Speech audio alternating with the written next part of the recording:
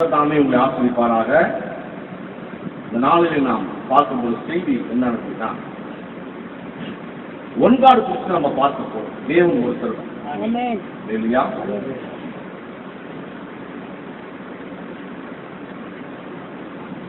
சில பேருக்கு சில கேள்விகள் உண்டு. அதெல்லாம் 2-3 கேள்விகள் இருக்கு. மெயின் கேள்வி இயேசு பத்தி, அதை பத்தி நம்ம பார்க்கலாம்னு சொல்லி தான் இந்த செய்தியை எடுத்துருக்கோம் இல்லையா? நம்ம போக பார்த்தோம். இந்த சாலமோனு பேர் அந்த வசனத்தை வாசிப்போம். யோவான் 11 தென்தேசத்து ராஜஸ்திரி சாலமோனுடைய ஞானத்தை கேட்க பூமியின் எல்லைகளில் இருந்து வந்தாள். இதோ சாலமோனிலும் பெரியவர் இங்கே இருக்கிறார். ஆதலால் நியாயத்திற்கு நாளிலே அந்த ஸ்திரீ இந்த சந்ததியாரிலிருந்து நின்று இஸ்ரவேலர்கள் மேல் குற்றம் சுமத்துவார். லூக்கா 11:30 நம்ம வாசிக்கிறோம். இந்த நாளை பார்க்கும்போது செய்தி தேவன் ஒருத்தர் தான் இல்லையா? அவர் சாலமோனிலும் பெரியவர். இங்கே ஞானத்தை குறித்து பார்க்க போகிறோம். அவர் எப்படி பெரியவரா இருக்கிறாரு அதை பத்தி நாம் பார்க்க போகிறோம் இல்லையா? சாலமோனுடைய ஞானம், தேவனுடைய ஞானம், அதுக்கப்புறம் யார் பெரியவர் இல்லையா? பிதா பெரியவரா இயேசு பெரியவரா? இல்ல 2 பேருமே ஈக்குவலா தான் இருக்கிறாங்களா இல்லையா? சில குழப்பங்களுக்கு, சின்ன சின்ன முடிச்சுகளுக்கு தேவன் இன்னைக்கு அவர் அதை என்ன பண்ணுவாருங்க, அவர் அந்த முடிச்சு எடுத்து கொடுப்பாங்க நினைக்கிறேன் இல்லையா? எல்லாருக்கும் ஒருவேளை தெரிஞ்சிருக்கலாம், சில பேருக்கு தெரியாம இருக்கலாம் இல்லையா? கர்த்தர் தாமே ஆசிரிப்பாரா. சாலமோனிலும் பெரியவர் இங்க இருக்கிறார் இல்லையா? அப்படின்னா என்ன சொல்றாரு நம்ம ஆண்டவரா இயேசு கிறிஸ்து? நான் இவனை விட பெரியவன் அப்படின்னு நிஜத்தோட சொல்லியிருப்பான். சொல்லிருக்கேன் வாழ்க்கையில எதாவது சொல்லியிருக்கீங்களா? இல்லையா? பரவாயில்ல, அது வரைக்கும் நல்லதுதான் இல்லையா? அப்போ உங்களுக்கு கூட தாழ்மை இருக்குன்னு அர்த்தமாகும். அநேகர் நான் என்ன மாதிரி யாரும் செய்ய முடியாது அப்படின்னு அனைவரும் பார்த்துருக்கீங்க. அதுவும் அடிக்கடி அவங்க பேரை பக்கத்தோட சொல்லிப்பான். அந்த மாதிரி ஆட்கள் இருந்தான். அவன் பேரை சொல்லி நான் என்னால முடியும்னுவாங்க. நான் தான்டா என்னோட தான்டா பேர் அவன் பேரே அவங்க சொல்லிப்பான். அந்த மாதிரி தான் இருக்கிறாங்க. தற்கிரியன் இல்லையா? ஆக்சுவலா எதிர்பார்த்து தான் சொல்லணும் அவங்க பேரை. இந்த அரசியல் கூட பாத்தீங்கன்னா கோஷங்கள் யாரு விடுவாங்க? இவரு விடுவாரா இல்ல அங்க ஜனங்கள் விடுவாங்களா? தொண்டர்கள் தான் விடுவாங்க. ஆனா இங்க சில பேர் இருப்பான், அவங்களே அவங்க பேரு, ஏன்னா ஆள் இல்லாதனால அவங்களே விட்டுருப்பாங்க இல்லையா? சகோதரத்தில் இங்கே ஏன் என்ன சொல்லுகிறார்? சாலமோனிலும் பெரியவர் இங்க இருக்கிறார். அப்படின்னா அவர் யார் இல்லையா? நம்ம இதுதான் நம்ம பார்த்துக்கணும். எப்படி பார்க்கலாம் அப்படின்னா, சாலமோனை பற்றி உங்களுக்கு தெரியும், அவருடைய ஞானத்தை பற்றி உங்களுக்கு தெரியும் இல்லையா? அதாவது ஞானம் எவ்வளவு ஒரு மகத்தான ஞானம் என்று உங்களுக்கு நல்லாவே தெரியும். நான் வாசிப்போம். 1 ராஜாக்களின் புஸ்தகம், பக்கம் எடுத்தவங்க சொல்லிடுங்க. 1 ராஜாக்களின் புஸ்தகம் 10ஆம் அதிகாரம் 440 எதை எடுத்துக்கொள்ளுங்க. 440 பக்கம் 1 ராஜாக்களின் புஸ்தகம் 10ஆம் அதிகாரம் 23வது வசனம். பூமியின் சகல ராஜாக்களை பார்க்கிலும் ராஜாவாகிய சாலமோன் ஐஸ்வர்யத்திலும் ஞானத்திலும் சிறந்தவனாய் இருந்தான். சாலமோனின் இருதயத்திலே தேவன் அருளிய ஞானத்தை கேட்கிறதுக்காக சகல தேசத்தாரும் அவன் முக தரிசனத்தை தேடினார்கள். என்ன பார்க்கிற சகோதர சகோதரே, வேதம் சொல்கிறது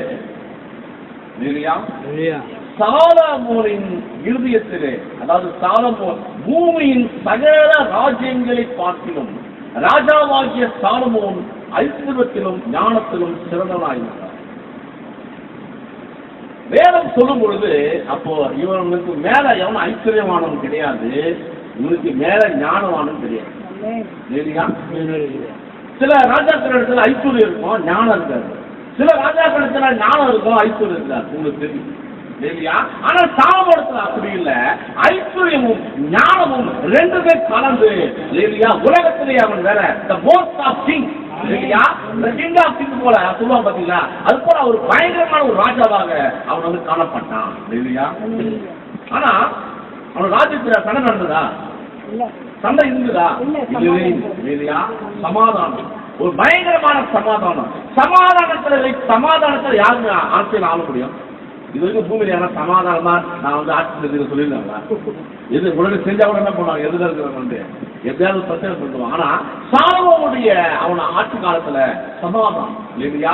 பூமி எங்கும் அவருடைய ஆட்சியில் இருந்த எல்லாமே சமாதானமா இருந்தது. அப்படின்னா எவ்வளவு ஞானம் இருந்தால் சமாதானமா நடத்த முடியும் இல்லையா? நீங்க அநேக குடும்பங்கள் இல்ல, என்ன சமாதானம் இல்லை. ஏன் சமாதானம் இல்லை? ஞானம் இல்லை. என்ன இல்லைங்க? ஞானம் இல்லை. தேவனுக்கு ஞானம் கேட்கணும். எங்க ஒய்ஃப் கிட்ட நான் எப்படி பேசணும் இல்லையா? ஆமா, எங்க அம்மா கிட்ட எப்படி பேசணும், என் மனைவி என்ன கேட்கணும், ஐயா எங்க மருமக இவங்க எங்க ஹஸ்பண்ட் கிட்ட எப்படி பேசணும் இல்லையா? மாமனார் கிட்ட எப்படி பேசணும், என் சொந்தக்காரர்கிட்ட எப்படி பேசணும் இல்லையா? இவை எல்லாம் ஞானத்தில் அடங்கியிருக்கு சகோதர சகோதரி இல்லையா? நாவின் அதிகாரத்தில் தான் மரணமும் ஜீவன் இருக்குது வேதம் சொல்லுது. அப்படியா நாம் பேசக்கூடியது அளவா பேசணும், லிமிட் தான் இல்லையா? வள வள வள வள பேசுறது வச்சுக்கோங்க, தீர்வே கிடைக்காது கடைசி வரைக்கும் இல்லையா? பேசுறேன் நான் பேசுறேன், அவங்க பேச அவங்க பேச நான் பேச, இப்படியே போயிட்டு இருக்கிறத கடைசி வந்து தீர்வாகாது. நம்ம வாய் போடணும்னா அது ஆட்டோமேட்டிக்கா என்ன பண்ணுவாங்க? ஆமா, அது சொல்லுவாங்க. என்ன சொல்லுவாங்க சொல்லுங்க பாப்போம். எரியிற கொல்லி இழுத்தா கொதிக்க தானாவே அடைக்கணும் இல்லையா? அது போல தான் சகோதர சகோதரிகளே, ஞானம் நமக்கு முக்கியமாக இருக்கும் இல்லையா? ஏசு கிறிஸ்து இங்கே அது என்ன சொல்றாருன்னா, சாலமோனிலும் பெரியவர் இருக்கிறார். சாலமோனுடைய ஞானத்தை பார்க்கும்போது மெய்யாகவே மகத்துவமுள்ள ஞானம் இல்லையா? வேதம் சொல்லுது 24 நம்ம வாசிப்போம் கீழே. சாலமோனின் இருதயத்திலே தேவன் அருளிய ஞானத்தை கேட்கிறதற்காக சகல தேசத்தாரும் அவன் முக தரிசனத்தை தேடினார்கள் இல்லையா? எப்படியாவது வாழ்க்கையில ஒரு தடவாவது சாலமோனை பார்த்தோம். எப்படியாவது வாழ்க்கையில நம்ம இன்னைக்கு அநேகர் வந்து இந்த ஆக்சில பார்க்கணும் அந்த ஆக்சில பார்த்தோமோ வாழ்க்கையில அப்படிலாம் சில பேர் சுத்திட்டு இருக்காங்க. இல்ல அந்த கட்சி பெரிய பெரிய கட்சித்தவங்க எதையாவது கிட்டே போய் பார்த்தோம் அப்படின்னு கூட நிறைய பேர் சுத்திட்டு இருக்காங்க இல்லையா? சகோதர சகோதரர்களே, சாலமோனுடைய இருதயத்திலே தேவன் அருளிய ஞானத்தை கேட்டறிவதற்காக சகல தேசத்தாரும் வேதம் என்ன சொல்லு பாருங்க, ஒரு தேசம் 2 தேசம் அல்ல, சகல தேசம் அப்படின்னு என்ன அர்த்தம் இல்லையா? சகல தேசத்தாரும் அவன் முக தரிசனத்தை தேடினார்கள் இல்லையா? அப்படின்னா எவ்வளவு ஒரு என்ன சொல்றதுங்க வந்து பிஸியான நபர். அது மட்டும் இல்ல, அவர் வந்து எப்படி சொல்றதுன்னு தெரியல எனக்கு வந்து பார்க்கவே முடியாது. அவர் ரொம்ப பிஸின்னு சொல்ல முடியாது, அதை காட்டிலும் ரொம்ப இல்லையா? அந்த மாதிரி ஒரு நபர் தான் சாலமோன் இல்லையா? ஆமா, ஏனென்றால் அநேக காரியங்கள் வழக்குகள் பிரச்சனைகள் எல்லாமே வரும். ஆனா அதை சமாதானத்தோடு ஞானத்தோடு தீர்த்து வைக்கிற அந்த ஒரு மகத்தான ஒரு காரியத்தை தேவன் சாலமோனுக்கு கொடுக்கிறார் இல்லையா? நீங்க நம்ம பார்க்கிற செய்தி ஒன்றாடு நல்லா நீங்க தெரிஞ்சுக்கணும். தேவன் ஒருவர் தான் இல்லையா? அதுல ஞானம் இருக்கிறது. அது மட்டுமல்ல, சாலமோனிலும் பெரியவர். சாலமோன் ஞானத்துக்கு அடையாளமா இருக்கிறான் இல்லையா? பெரியவரா இருக்கிறார். யாரு? சாலமோனிலும் பெரியவர் இல்லையா? அவர் யார்? அவர் பிதாவா குமாரனா என்ற ஒரு காரியத்தை நம்ம செய்தி வழியாக நம்ம பார்க்கணும் இல்லையா? இப்ப நமக்கு தெரியும் சாலமோனை பத்தி நமக்கு தெரிஞ்சு போச்சே இல்லையா? சகல தேசத்தாரும் வரும்பொழுது இங்க சேவ நாட்டு ஸ்திரீ வரா. 10 வாசிப்போம். 10:4 சேபாவின் ராஜஸ்ரீ சாலமோனுடைய சகல ஞானத்தையும் அவன் கட்டின அரண்மனையும் அவன் பந்தியின் போஜன பதார்த்தங்களையும் அவன் ஊழியக்காரன் வீடுகளையும் அவன் உத்தியோகஸ்தரின் வரிசையும் அவர்கள் வஸ்திரங்களையும் அவனுடைய பானபாத்திரக்காரரையும் அவன் கட்டுடைய ஆலயத்துக்குள் பிரவேசிக்கும் நடை மண்டபத்தையும் கண்டபோது அவள் ஆச்சரியத்தால் பிரமை கொண்டு ராஜாவை நோக்கி, உம்முடைய வர்த்தமானங்களையும் உம்முடைய ஞானத்தையும் குறித்து நான் என் தேசத்துல கேட்ட செய்தி மெய்யாயிற்று. ஸ்திரீ அங்க இருக்கும்போது சாலமோனை கேட்டு எப்படியா சாலமோனை பார்க்கணும் என்று வேதம் சொல்லி கடல் கடந்து வந்தாலும் இல்லையா? அவன் வந்தா உண்மைதான். ஆனா அவன் கேள்விப்பட்டமே அதெல்லாம் உண்மைதானா அப்படின்னு இங்க வந்து பார்க்கும்போது ரொம்ப ரொம்ப உண்மையா இருக்கு இல்லையா? பார்த்து பிரமிப்படைகிறா. அவளால முடியல. அவ்வளவு பயங்கரமான ஞானமானதான் சாலமோன். எல்லா வேலைக்காரர்கள் எப்படி செட் பண்ணணும் இல்லையா? மற்ற காரியங்கள் எப்படி செய்யணும் எல்லாம் ஒழுங்கு கிரமமாக அது கரெக்டா அந்த ஆர்டர்ல அந்த சாலமோன் அதை வைத்திருந்தா இல்லையா? ஒரு ஆர்டர்ல இருக்கும்போது அந்த ஒழுங்கு இருக்கும் இல்லையா? அந்த ஒழுங்கு என்ன? அந்த ஒழுங்கு ஒரு ஞானமா இருக்கு இல்லையா? நீங்க புரிஞ்சுக்கணும். ஒழுங்கு என்னவா இருக்குங்க?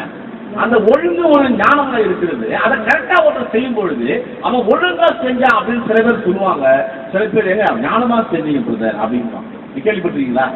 ஒண்ணு ஒழுங்கா செஞ்சவங்க அடுத்து என்ன சொல்லுவாங்க?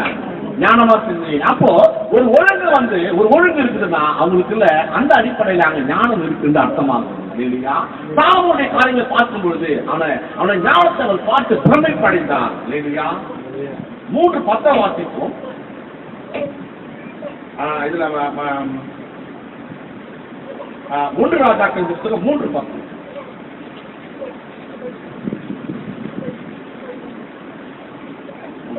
சாலமோன் இந்த காரியத்தை கேட்டபோது ஆண்டவருடைய பார்வைக்கு உகந்த விண்ணப்பமாயிற்று.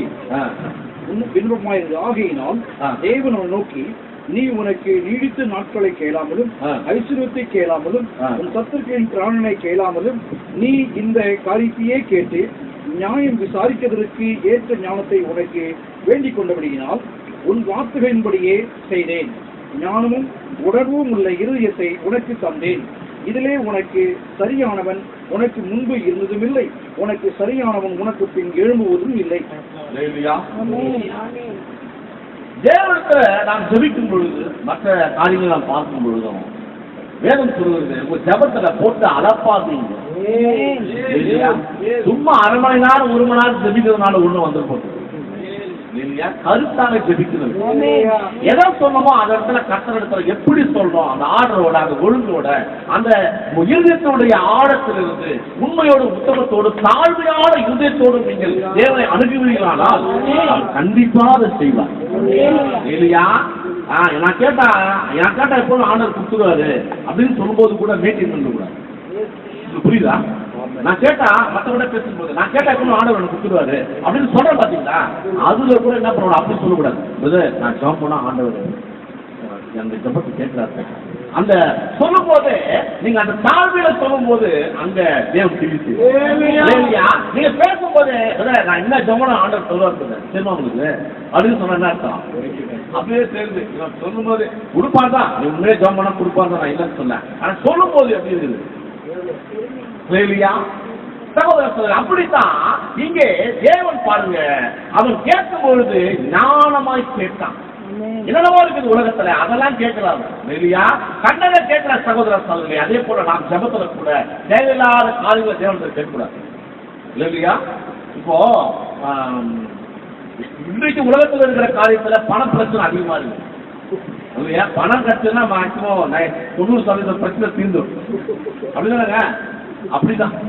அதனால எது வந்தா 10 பிரச்சனை தீர்வுனா அந்த எது வரணுமோ அதுக்கு ஜெபம் பண்ணுங்க. அதுதான் ஞானம் இல்லையா? ஒவ்வொருக்காக ஜெபிச்சுட்டே இருக்குது. தனித்தனி பிரச்சனைக்கு 10 ஜெபம். ஆனா அது எல்லாத்தையும் சேர்ந்து ஒரே ஜெபமா ஜெபிச்சு வச்சோங்களேன், அது வந்தா எல்லாமே அடைக்கிறதுனா அதுதான் ஜெபிக்குது இல்லையா? அது ஒரு ஞானமா இருக்குது சகோதர சகோதரர்களே. நீங்க அவன் எதை கேட்டாங்கன்ற ஐஸ்வர்யம் இருக்குது, எல்லாமே இருக்குது. அவன் ஞானமா என்ன செஞ்சுட்டான்னா இல்லையா? அவன் ஐஸ்வர்யத்தை கேட்கல இல்லையா? அவன் ஞானத்தை கேட்டான் வேதம் சொல்லுது. ஆனா சொல்றாரு 12ஆம் வசனத்துல, உன் வார்த்தையின்படி செய்தேன், ஞானம் உணர்வுள்ள இருதயத்தை உனக்கு தந்தேன். அப்படியே நான் சாலமோனோட இருதயம் எப்படி இருக்கும்? உணர்வு இல்லையா? அதனாலதான் அங்க 2 பேர் சண்டை போடும் பொழுது அவன் இருதயத்தை உணர்ந்தான் இல்லையா? ஜட்ஜ்மெண்ட் பக்காவா இருந்தது. வெற்றி குழந்தை கொடுத்து 2 வெட்ட சொல்லிட்டான் இல்லையா? தாயினுடைய உணர்வுகளை அவன் அறிந்திருந்தான். கரெக்டா எப்படி அந்த 12 நினைச்சான், அந்த உணர்வுகள் அவனுக்குள்ள இருந்தது. தாயுடைய அந்த அன்பு என்ன எல்லாவற்றையும் அறிந்திருந்தான். சரியான அந்த உணர்வுகள் அவனுக்குள்ள இருந்ததுனால அவன் சரியா ஒரு முடிவு எடுத்தான் இல்லையா? அவனுக்கு தீர்ப்பு சரியாகும். அவன் சொல்றாரு ஆண்டவர், இதிலே உனக்கு சரியானவன் உனக்கு முன் இருந்ததும் இல்லை, உனக்கு சரியானவன் உனக்கு பின் எழும்புவதும் இல்லை இல்லையா? அப்படியானால் உலகத்திலேயே இதுவரைக்கும் இல்லையா ஒரே ஒரு ஞானியா இருந்திருக்கான். நீங்கெல்லாம் வேதத்தை வச்சு நம்ம கேட்கணும். ஏகப்பட்ட ஞானிகள் இருக்கிறாங்க. இசை ஞானி, பல ஞானி, அந்த ஞானி இந்த ஞானி எல்லாம் இருக்கிறாங்க, இல்லைன்னு சொல்ல. அந்த ஞானம் எல்லாம் வேஸ்ட் ஞானம் அதெல்லாம் இல்லையா? இது சாலமோனுக்கு கொடுத்தது தேவன் கொடுத்த ஞானம். அவருக்கு கொடுத்த ஞானம், அந்த இசை ஞானிக்கு கொடுத்த ஞானம் வந்து அந்த தேவனுக்கு கொடுத்த ஞானம் இல்லையா? அவன் அங்க உங்களுக்கு தெரியும் அவருடைய வாத்தியங்கள் வச்சிருந்தான். யாருங்க? லூசிபர் எல்லாம் பண்ணியிருந்தானா? கிண்ணறம், வயலினு, தம்புரா அதெல்லாம் பாடியில் தொங்கிட்டு இருந்தா இல்லையா? அப்படியே என்ன பண்ணிட்டான் அவங்க ஆளுக்கு செக் பண்ணிட்டான் இல்லையா? அவனும் பண்ணுவான், இவனும் ஞானி அவனும் ஞானி. தேவன் அந்த காலத்துல ஞானத்தை கொடுக்கிறது வரல, சாத்தானுடைய ஞானத்தை கொடுக்கறதுக்காக தேவன் நம்மள வந்து இந்த பூமியில சிருஷ்டிக்கல. அல்லேலூயா. அவருடைய ஞானத்தை கொடுக்கும்படித்தான் தேவன் நம்மளை பூமியில சிருஷ்டித்து இருக்கிறார். அப்படியானால் சாலமோன் என்கிற ஞானத்தை பெற்றான், சர்வ வல்லவரிடத்தில் அவனுக்கு நேரடியாக ஞானத்தை அவன் பெற்றுக்கொண்டான்.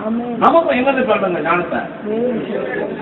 அப்ப ஞானத்துக்காக யாராவது தெரிவிக்கிறீங்களா இல்லையா? ஏற்கனவே நம்ம சப்ஜெக்ட் ரெகுலர் பார்த்துருக்கோம் இல்லையா? ஏன்னா அநேக இடத்துல நம்ம ஞானம் இல்லாம நடக்கிறனால தான் நம்ம முட்டாள் என்றும் பைத்தியக்காரர்கள் என்றும் இல்லையா, ஆமா இவனுக்குமே லாக்கி இல்லாம என்றும் கூட நம்ம பேர் வாங்குவோம். ஞானம் வச்சுக்கோங்களா, இந்த பேர்ல வாங்குவோமா? வாங்க மாட்டோம் இல்லையா? சகோதர சகோதரி, அப்படின்னா தேவனிடத்துல நீங்க ஞானத்தை கேட்கணும். நீங்க என்ன சொல்றாங்க பார்ப்போம். உனக்கு பின் உனக்கு முன்னும் எவனும் இல்லை, உனக்கு பின்னும் சரியானவன் இல்லை. அப்படின்னா ஒரு ஞானம் நிறைந்த ஒரு மனிதன் பூமியில சிருஷ்டிக்கப்பட்டான். மனிதன் இல்லையா, அவன் மனிதன் அப்படின்னா ஒரே ஒரு நபர் தான் இருக்கிறான், அவன் சாலமோன் மட்டும் இல்லையா? இப்போ ஏன் சொல்றாரு சாலமோனிலும் பெரியவர் இங்க இருக்கிறார்? யாருங்க? சாலமோனிலும் பெரிய. அது மட்டும் இல்ல, அவனோட ஞானத்தை வேதம் சொல்லுகிறது. நீங்க பார்த்து பிரம்ம அது தெரியும் வசனம். 1 ராஜாக்களின் புத்தகம் 4:29 வாசிங்க. தேவன் சாலமோனுக்கு, நன்றாக இந்த வசனத்தை எல்லாரும் பாருங்க, 4 வாசிங்க. தேவன் சாலமோனுக்கு மிகுதியான ஞானத்தையும் புத்தியையும் கடற்கரை மணலத்தனையான மனோவிருத்தியும் கொடுத்தார். இல்லையா? எப்படி கொடுத்துருக்காரு பாத்தீங்களா?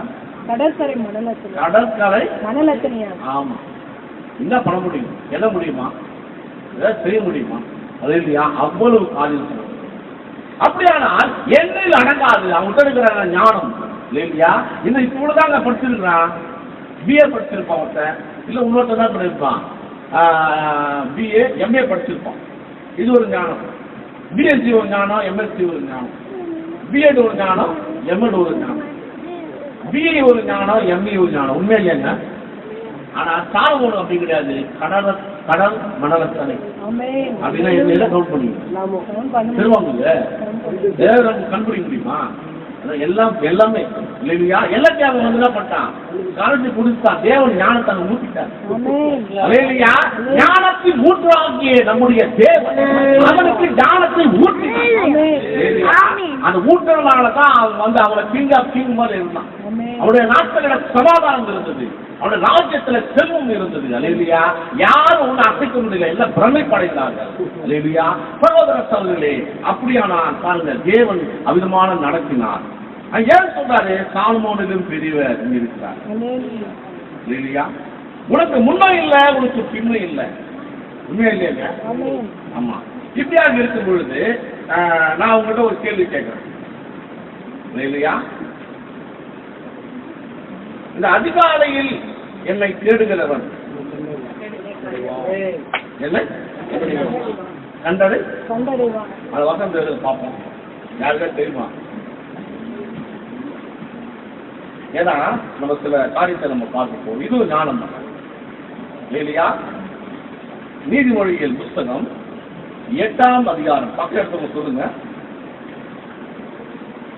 769 769 எடுத்துக்கோங்க எல்லாருமே. 769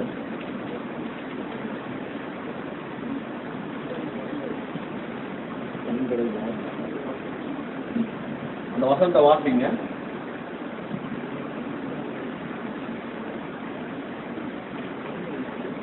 8:17 என்னை சிநேகிக்குள்ளே நான் சிநேகிக்கிறேன்.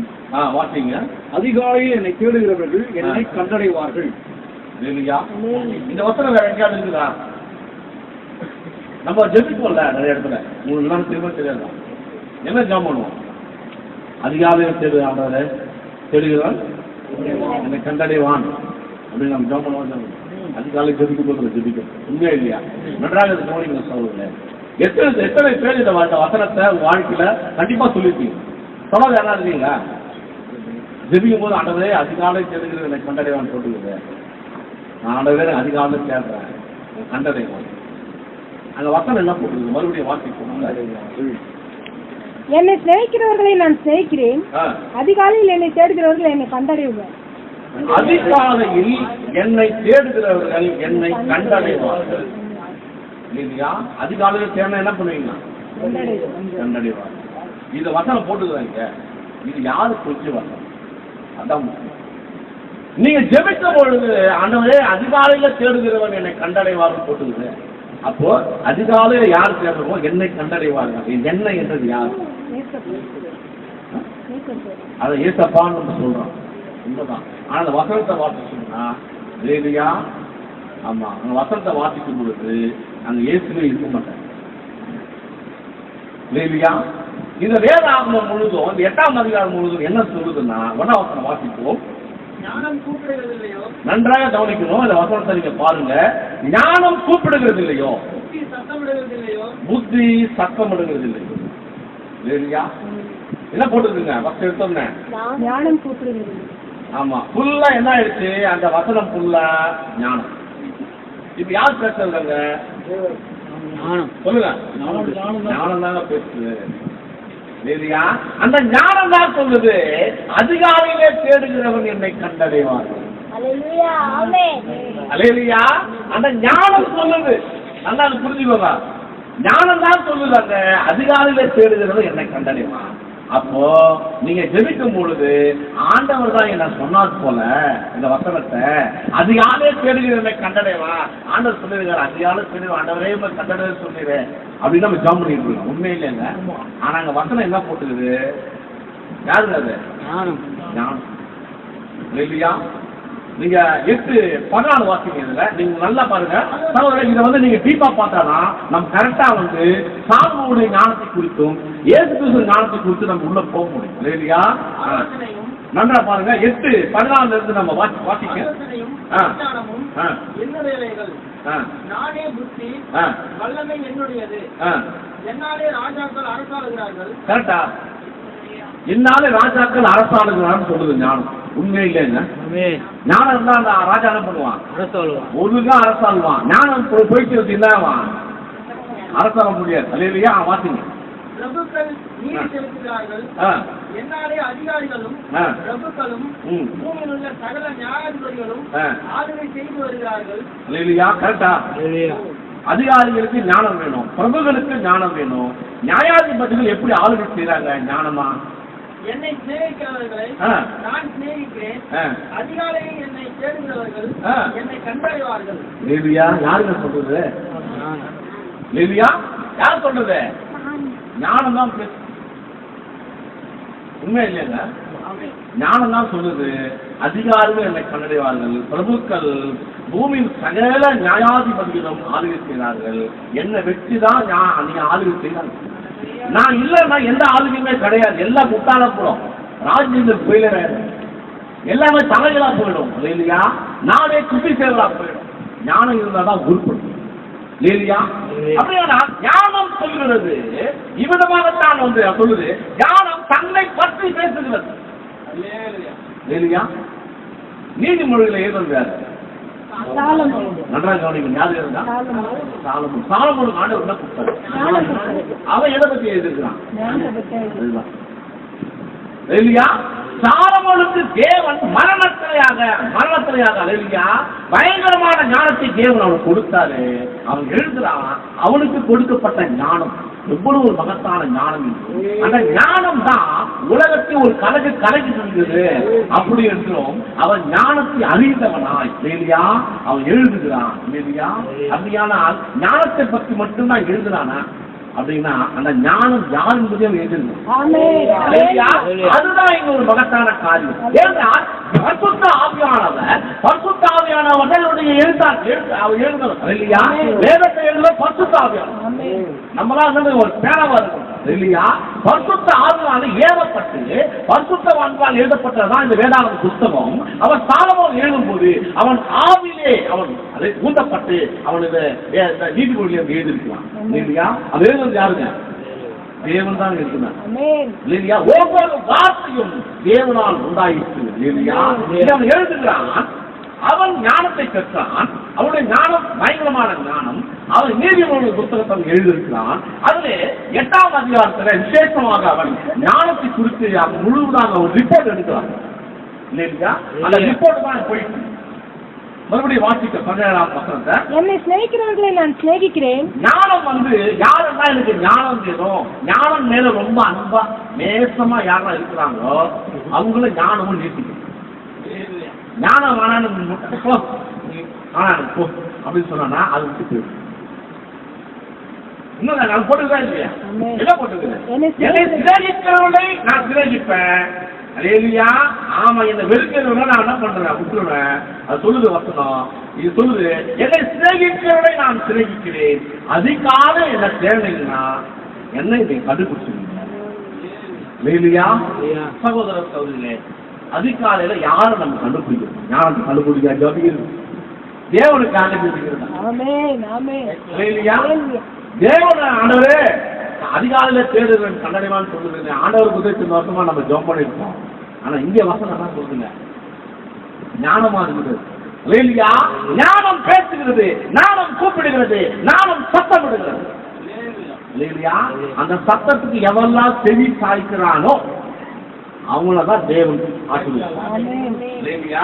அப்படியானால் வேதம் சொல்றது இப்படிதான் எழுதப்பட்டிருக்கு. சரி, இப்பெல்லாம் எழுதிட்டாங்க, என்ன பண்றது? ஸ்தாபனத்தை எப்ப பார்த்தாலும் சொல்ல அடிக்கடி என்ன பண்றாங்க அப்படின்னா இந்த நீதிமொழிகள் 8:30 பத்தி பேசுறது எப்ப பார்த்தாலும். குமாரன் இருக்கிறாங்க, அங்கபார் குமாரன் பாத்தீங்க. நான் அவர் அருகே செல்ல பிள்ளையாயிருந்தேன், நித்தம் அவருடைய மனமகிழ்ச்சியாயிருந்து எப்பொழுதும் அவர் சமூகத்தில் களி கூர்ந்தேன். அல்லேலூயா. ஞானம் சொல்லுகிறது, அந்த வேதம் சொல்லுறது ஞானம் சொல்லுதான். பாருங்க, இதுக்கு முன்னாடி நம்ம பார்த்தீங்கன்னா ஞானம் சொல்லுது என்னென்ன சொல்லுது நீங்க பார்க்கலாம்.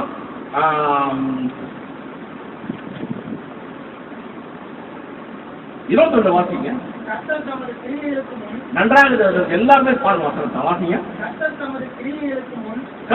தமது கிரியைகளுக்கு முன் முதல் என்னை தமது வழியின் ஆவியாக கொண்டிருந்தார். ஞானம் சொல்லுதான், கர்த்தர் தமது கிரியைகளுக்கு முன் பூர்வ முதல் என்னை தமது வழியின் ஆதியாக கொண்டிருந்தார். எதை செய்தாலும் என்ன வச்சுதான் அவர் செய்தார். அவர் என் வழியை தான் ஆதியாக கொண்டிருந்தார். யார் கொண்டிருந்தான்? தேவன். அப்பதான் யாரு? அப்ப ஞானம் பெருசா தேவனோட இல்ல. ஞானம் சொல்லுங்க, ஆண்டவர் எதை செய்தாலும் என்ன வச்சுதான், என்னதான் வழி தடம், என்ன வச்சுதான் பண்ணுவார். ஆதியில இருந்து அவர் அப்படிதான் பண்ணிட்டு இருக்காரு அப்படின்னு ஞானம் சொல்லுங்க. வாசிங்க. பூமி உண்டாகும் முன்னும் ஆதி முதற் கொண்டு அனாதியாய் நான் அபிஷேகம் பண்ணப்பட்டேன்.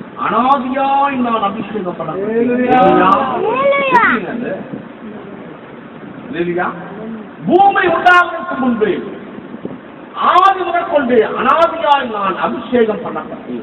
இந்த ஞானத்தை சொல்லுது, நான் ஏற்கனவே அபிஷேகம் பண்ணப்பட்டேன்.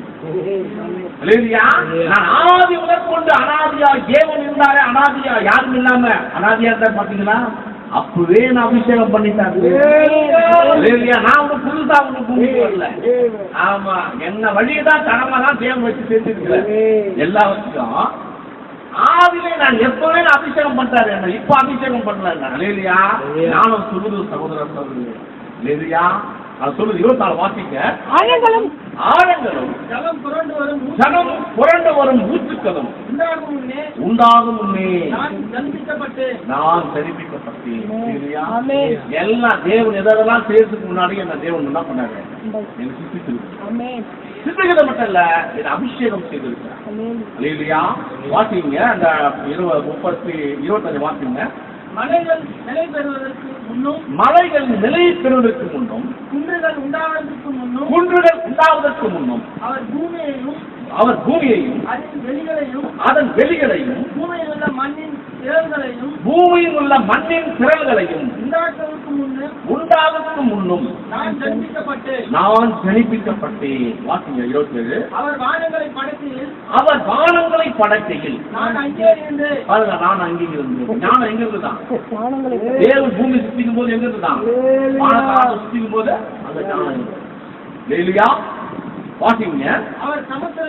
அவர் சமுத்திரத்தை விலாசத்தை வட்டணிக்கையில் உயரத்தில் சமுத்திரத்தின் ஊற்றுகளை அடைத்து வைக்கிறதும். சமுத்திரத்தின் ஊற்றுகளை அடக்கி வைக்கும் போது சமுத்திரம் என்ன ஆகுங்க? ஊற்றுலாம் தேவன் அதெல்லாம் நிறைய இடத்துல என்ன பண்ணிருக்காராம், வெளியே வராதபடிக்கு. அப்பவே நான் என்ன பண்ணிருந்தேன், அவர் கூட நான் இருந்தேன். வாசிங்க 20. சமுத்திர ஜலம் தன் கரையை விட்டு மீறாதபடிக்கு அதற்கு எல்லையை கட்டளையிட்டு பூமியின் அஸ்திவாரங்களை நிலைப்படுத்துவதிலும் நான் அவர் அருகே செல்ல பிள்ளையா இருந்து. யாரு இருந்தது? செல்ல பிள்ளையா யாரு இருந்தது? ஞானம் தான் எங்க இருந்தது? அவர் மடியில செல்ல பிள்ளையா இருந்தா. செல்ல பிள்ளை ஆண்டவர் என்ன பண்ணுவாங்க? செல்ல பிள்ளை சொல்லுங்க. செல்ல பிள்ளை உங்க கையில இருக்குது, மடியில இருக்குது. நீ என்ன பண்ணுவீங்க? கொஞ்சிட்டு இருப்பாங்க, இல்ல போட்டு தான் பண்ணுவாங்க, அப்படியே சும்மா ஆட்டிட்டு இருப்பாங்க. ஞானம் சொல்லுகிறது இல்லையா? அங்க ஆதலால் அவர் சொல்லுது, வசனம் சொல்லுது, வாசிங்க. அந்த நான் அவர் அருகே செல்ல பிள்ளையா இருந்தேன். அவருடைய மனமகிழ்ச்சியா இருந்து எப்பொழுதும் அவர் சமூகத்தில் கலிகூர்ந்தேன். ஞானம் சொல்லுது, நான் அவருடைய செல்ல பிள்ளையா இருந்த நித்தம் அவருடைய மன மகிழ்ச்சியா இருந்து. அப்படின்னு என்ன அர்த்தம்? தேவனுக்கு மன மகிழ்ச்சியே அந்த ஞானம் தானே. தேவனோட ஞானத்தை பார்க்கும் போதே மனம் மகிழும். உங்களுக்கு புரியுதா? செல்ல பிள்ளையா இருக்குதான். அந்த செல்ல பிள்ளைய அவர் பார்க்கும் பொழுது அவருக்கு எப்படி இருக்குமா? மன மகிழ்ச்சியா இருக்கும் இல்லையா? அந்த மாதிரி பிள்ளைங்க நம்மளுக்கு இருந்தா இப்படி இருக்கும். சொல்லுங்க, எப்படி இருக்கும்? மன மகிழ்ச்சியான பிள்ளைங்க இருக்குதா? குட்டில போட்டு ஆட்டி என்னதான் கொஞ்சம் நான் குழந்தை தான் படுதுங்க. மன மகிழ்ச்சி கொடுக்குது, தினம் தினம் வேதனை இல்லையா? செல்போனை புடுங்கிறதே ஒரு நாளைக்கு 10 தடவை வேலையா பண்ணுது. எடுத்துக்கிட்டு திரும்ப புடுங்கிறது, திரும்ப புடுங்க, திரும்ப எடுத்து திரும்ப புடுங்குறது இல்லையா? சகோதரர் சொல்ற வேதனை மனமகிழ்ச்சியே இல்லை.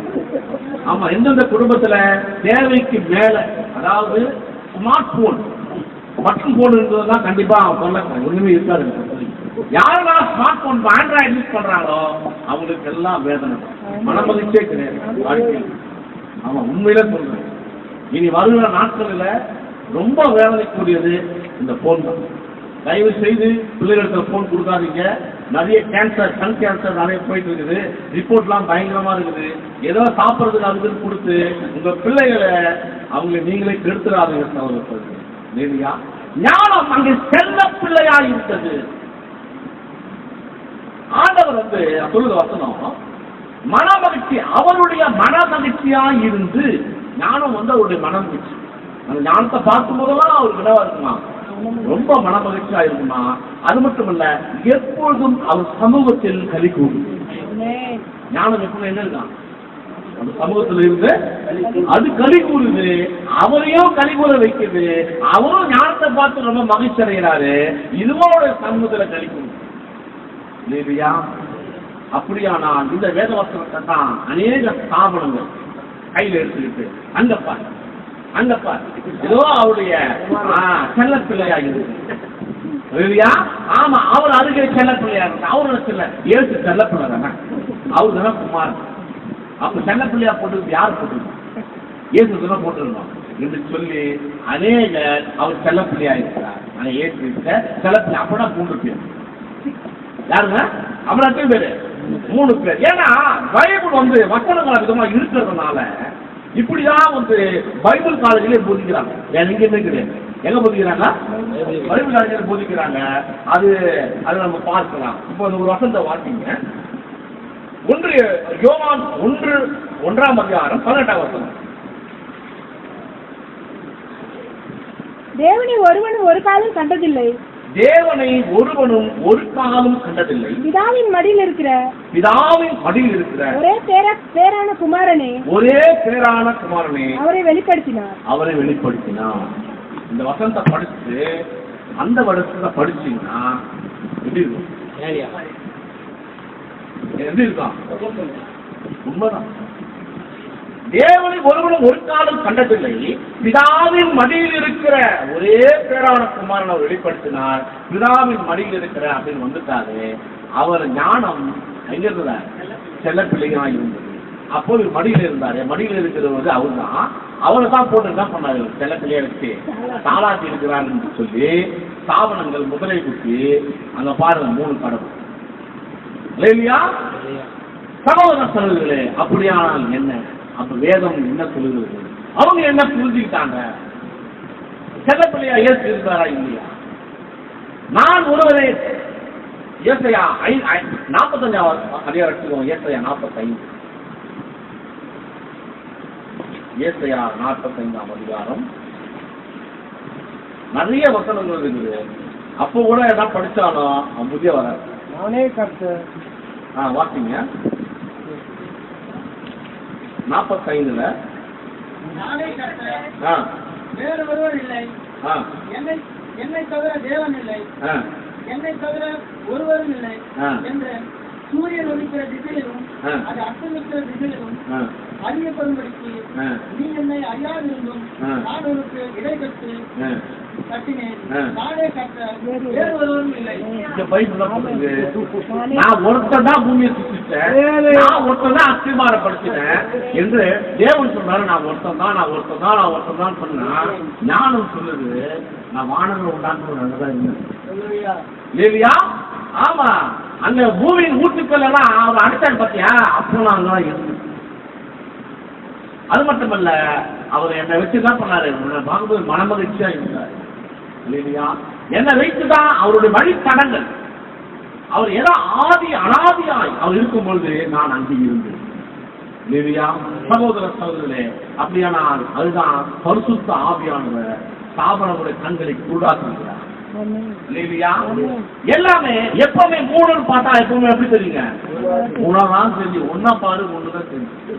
இங்க சொல்றாரு, நான் ஒருவர் தான் பூமியை அஸ்திமாரப்படுத்தினவன், நான் ஒருவர் தான். அப்ப ஞானம் சொல்றது இல்ல, நான் கூட இருந்தேன் அப்படின்னா என்ன அர்த்தம்? கூட இருந்ததா இல்லையாங்க? நான் பண்ணிட்டு பைபிள்ல போட்டிருக்கு இல்லையா? சகோதர சகோதரே, அப்படியானால் இது எப்படி போகுது நம்ம பார்க்கலாம். இத யோவான் 1 அதிகாரம் 1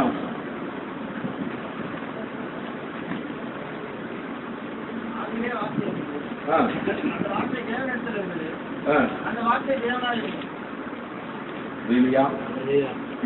என்ன பார்த்து கொண்டிருக்கிறேன்னா நீங்க நல்லா புரிஞ்சுக்கணும். ஆதியிலே வார்த்தை இருந்தது, அந்த வார்த்தை தேவனிடத்தில் இருந்தது, அந்த வார்த்தை தேவனாய் இருந்தது. போடுதா இல்லையா? ஏன் சொல்றாரு? சாலமோனிலும் பெரியவர் இருக்கிறார். சொன்னாரா இல்லையா? சாலமோனிலும் பெரியவர் யாரு? தேவன் தான் இல்லையா? சாலமோனுடைய ஞானத்திலும் பெரியவர், சாலமோனுடைய ஞானத்திலும் பெரியவர் இயேசு. ஆனா அவர் எழுதுற புத்தகத்துல ஞானம் சொல்லுது, அவர் சித்திக்கும் போதெல்லாம் நான் இருந்தேன் அப்படின்னு சொல்லுது. இங்க வேதம் சொல்லுவது யோவான் 1 அதிகாரத்துல வார்த்தை இருந்தது, அந்த வார்த்தை தேவனுக்கு, அந்த வார்த்தை தேவனாக இல்லையா? நம்ம என்ன புரிந்து கொள்ள போகணும்? இந்த யோவான் சுவிசேஷத்தை எழுதும் பொழுது இந்த யோவான் இயேசுவை அவன் தேவனுடைய வார்த்தையாக அடையாளப்படுத்தி எழுதியிருக்கிறான். யாருங்க? ஆமா, இயேசு என்ன பண்ணிட்டான்? எப்படி பண்ணிருக்கிறான்? தேவனுடைய வார்த்தை என்று சொல்லி அவன் அடையாளப்படுத்தி இங்க எழுதப்பட்டிருக்கு. சகோதர சகோதரர்களே, அதே போலத்தான் அங்கே சாலமோன் 8 அதிகார நீதிமொழிகள்ல அவன் ஞானத்தை பற்றி பேசும்பொழுது செல்ல பிள்ளையா இருந்தார் அப்படின்னா, அந்த செல்ல பிள்ளையா 3 பேர்லாம் கிடையாது இல்லையா? அவருடைய ஞானத்தை அவர் பிள்ளையாக எழுதிருக்கு.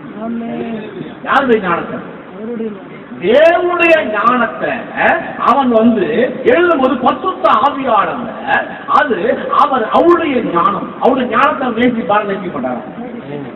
நம்முடைய ஞானத்தை நேசி மாட்டாங்க. நம்முடைய முட்டாள்தனத்தை நேசிக்கிறோமா? நம்முடைய முட்டாள்தனத்தை அவங்களுடைய முட்டாள்தனத்தை நம்ம நேசிச்சோம்னா நம்ம என்ன நம்முடைய கொடுத்த ஞானத்தை நேசிச்சா ஞானம். அதே போலத்தான் தேவன் அவனுடைய ஞானம் அவருடைய அண்டையில லேவியா அவருடைய ஞானமா இருக்கு. அவர் நேசித்த ஒன்றாக இருப்பது பரிசுத்த ஆவியானவர். அந்த ஞானத்தை அவர் செல்ல பிள்ளையாகவும் அவருடைய ஞானம் இல்லாமல் தேவனை சிந்தித்தாரா? உலகத்துல ஏதாவது கொண்டு சிந்தித்தாரா? லேவியா எதுவுமே சித்திக்கல. அப்படியானால் நான் ஆதி முதலாய் அவரோடு இருந்தேன், அவன் சித்திக்கும் போது நான் அங்கு இருந்தேன் அப்படின்னு ஞானம் சொல்லும் பொழுது அந்த ஞானம் தனியா இருக்குதா? ஞானம் தனியா இருக்குமா? எங்கேயாவது சொல்லுங்க. ஞானம் தனியா இருக்குமா? எங்க இருக்கும்? அது கை கால் மூன்று இருக்குதா? ஏதாவது இருக்குதா? ஒண்ணுமே இல்லை. நான் செல்லப்பிள்ளையாகி இருந்தேன் அப்படின்னா அது எங்க இருந்திருக்கும்? நீங்களே சொல்லுங்க சார், எங்க இருந்திருக்கோம்? ஞானம் அவருக்குள்ளதான். அதே இல்லையா? அப்ப அவருக்குள்ள இருக்கிற ஞானம் தான் பரிசுத்த ஆவியானவர் இவரமாக அவர் எழுதியிருக்கிறார் இல்லையா? அப்படியானால் ஆதியிலே வார்த்தை இருந்தது, அந்த வார்த்தை தேவனுக்கு இருந்தது, அந்த வார்த்தை தேவனா இருந்தது அப்படின்னு சொல்லும் பொழுது அந்த வார்த்தை எங்க இருந்தது? வெளி தனியா, வார்த்தை தனியா வெளில இருந்ததா? எதுக்குள்ள இருந்ததுங்க? அவருக்குள்ள இருந்தது. அதே இல்லையா? அந்த வார்த்தை தான் தேவனாய் இல்லையா? உங்களுக்கு புரிஞ்சுக்கிறா? அங்கே வார்த்தை யோவான் எழுதும் பொழுது வார்த்தையை தான் கிறிஸ்து என்று சொல்லி அந்த வார்த்தையின் வடிவத்தில் அவர் வந்திருக்கிறார் என்பதையும் அந்த வார்த்தை தான் தேவனா என்பதையும் அப்படியாக பரிசுத்த ஆவியானவர் எழுதியிருக்கிறாரு. ஆனால் இங்க நீதிமொழிகள்ல இயேசு ஒருத்தர் வரப்போறாரு, அவர் பிறக்க போறாரு, அவர் செல்லப்பிள்ளையா இருக்க போறாரு அப்படின்லாம் நீங்க சாலமோனுக்கு தெரியுமா? தெரியுமா? பரிசுத்த ஆவியானவர் எழுதியிருக்கிறாரு, அவ்வளவுதான் இல்லையா? ஆனா தேவன் அப்படி எழுதியிருக்கிறாரு. ஞானம் அங்கே செல்ல பிள்ளையா இருந்தது அப்படின்னா ஞானம் என்றது தேவனுடைய இல்லையா? அவருடைய ஞானம் இல்லையா? உங்களுக்கு புரியுதா? அப்ப தேவனுடைய ஞானம் தேவனுக்குள்ள இருந்தது, தேவனுடைய வார்த்தை தேவனுக்குள்ள இருந்தது. அது எப்படி பிரிப்பது? பிரிக்க முடியுமா? பிரிக்க முடியாது. திரும்ப உங்களுக்கு திரும்ப தெரியாத எதுகையும் போனையும் கேள்விப்பட்டீங்களா? அப்படின்னு ஒருத்தர் சொல்றாங்க, ஞானி பிரிக்க முடியாது, எதிரிகை முறையும் பிரிக்க முடியாது. ஏன்டா பொண்டாட்டி புரிச்சுனே பிரிச்சுறாங்க, என்னடா எதிரிகை முறை பிரிக்கிறது இல்லையா? எதிரிகை முறையும் பிரிக்க முடியாது. ஏன் பிரிக்க முடியாது? அப்படிப்பட்டதா பொண்டாட்டி எல்லாத்தையும் எவ்வளவு வேணா பிரிக்கலாம், இதெல்லாம் பிரிக்க முடியாது. அம்மா பிள்ளைய பிரிக்கிறாங்க, பொண்டாட்டி புத்தனை பிரிக்கிறாங்க, தாயும் பிள்ளைய பிரிச்சுறாங்க, என்னென்னமோ நடக்குது உலகத்துல. பிரிக்க முடியாது எதுவும் சகோதரர்களே. அதே போல அதை சொல்லிட்டு இருக்காங்க உலகத்துல. ஆனா பாருங்க, தேவனிடத்திலிருந்து பிரிக்க முடியாது தெரியுமா? அப்படி வார்த்தை அவர்கள் பிரிக்க முடியாது இல்லையா? அவர்கள் ஞானத்தை அவருக்கு பிரிக்க முடியாது. ஏன்னா ஒண்ணுதான், ஒன்னா இருக்கும்போது எப்படிங்க பிரிக்க முடியும்? எப்படி பார்த்தாலும் உள்ள ஒண்ணுதான் இருக்கு. ஞானம் அவருடைய ஞானம் அவருக்கு அவர்தான், அவருடைய வார்த்தை அவரு தான் இல்லையா? அப்படியானா இங்க வேண்டாம் சொல்ற, நான் ஒருவர் தான், நான் ஒருவர் தான். உனக்குதான் புரியல, உனக்கு ஞானம் இருந்தா புரியும் நான் ஒருவர் தான் என்று. ஞானமே இல்லையே, ஞான சூரியமா இருக்கு நீதான், உனக்கு எப்படி புரியும் இல்லையா? ஞான சூரியமா இருக்கு என்னங்க புரியும்? ஞானம் ஞானியா இருந்தா புரியும், ஞான சூரியமா இருந்தா அவனுக்கு ஏதாவது புரியுமா? ஒண்ணுமே புரியாத சகோதர சகோதரே. பாருங்க வேதம் சொல்லுறது. உடனே அதை பார்த்தா அவர் செல்லப்பிள்ளையா, இங்க பாரு, இங்க அவர் மடியில் இருந்தா கூட்டிருக்கல ஒரே குமார் இருந்தாரா இல்லையா? அப்ப பாருங்க, அவன் மடியில இருந்தவர் தான் அந்த செல்லப்பிள்ளையா இருக்காரு. 3 பேரும் தான் சகோதரர்கள். இதுதான் ஒரு குருட்டான், இதுதான் குருட்டுத்தான், இதுதான் தெளிவில்லாத உபதேசம், கள்ள உபதேசம், வழி தப்பி போகிற அந்த மார்க்கங்களை உண்டாக்கக்கூடிய உபதேசம் இல்லையா? நமக்கு தேவன் நமக்கு வாக்கு கொடுக்கல இல்லையா? நம்ம கொடுத்துருக்காரா? நம்மளை எவ்வளவு தேவன் நடத்திட்டு இருக்கிறாரு இல்லையா? நம்மளுக்கு பாருங்க, தேவன் நமக்கு ஞானம் கொடுக்கறதுனால நம்மளே பேசிக்கிட்டு இருக்கோம். நமக்கு ஞானம் என்ன பேசுவான்? செல்ல பிள்ளையா அப்ப நம்ம குமார் அப்படின்னு நானே பேசிக்கலாம், பேச மாட்டாங்க. ஆமா பேசி கொடுக்கலாம், இதை விசுவாசிங்க, இதான் உண்மை, இதான் சத்தியம், நானே பிரசங்கம் பண்ணிருப்பேன். ஆனா நான் பயங்கரமான ஒரு முட்டாளதான் இருக்கேன் இல்லையா? அப்போ தேவன் பாருங்க, தேவன் எனக்கு கொஞ்சம் ஞானத்தை கொடுத்துருக்காரு, உங்களுக்கும் ஆமா இவன் தப்பா பேச கண்டுபிடிச்சுவாங்க, நமக்கு சரியானா இருக்கிற புரிந்து கொள்ளுகிற ஞானத்தை தேவன் கொடுத்துருக்காரு. கர்த்தருடைய நாமத்துக்கு சூத்திரம். அப்படியானால் யோவான் வார்த்தையாக அவன் எழுதினான். இங்கே சாலமோன் அவனுடைய ஞானத்தை அவர் பிள்ளையின் வடிவத்துல பரிசுத்தாக அவன் எழுதியிருக்கிறான் இல்லையா? குழப்பம் அடைவர்கள் குழப்பம் அடைவார்கள், தெளிவு அடையவர்கள் தெளிவு அடைவார்கள். அதெல்லாம் மாற்றணுங்களா? குழப்பம் குழப்பத்தை தான் போயிட்டே இருக்கும், தெளிவு கிடைக்கிறது தெளிவிலே போயிட்டே இருக்கும். சகோதர சகோதரி, தேவன் பாருங்க. அப்போ அந்த வசனத்தை வாசிங்க, அந்த காலையில் அதிகாலையில்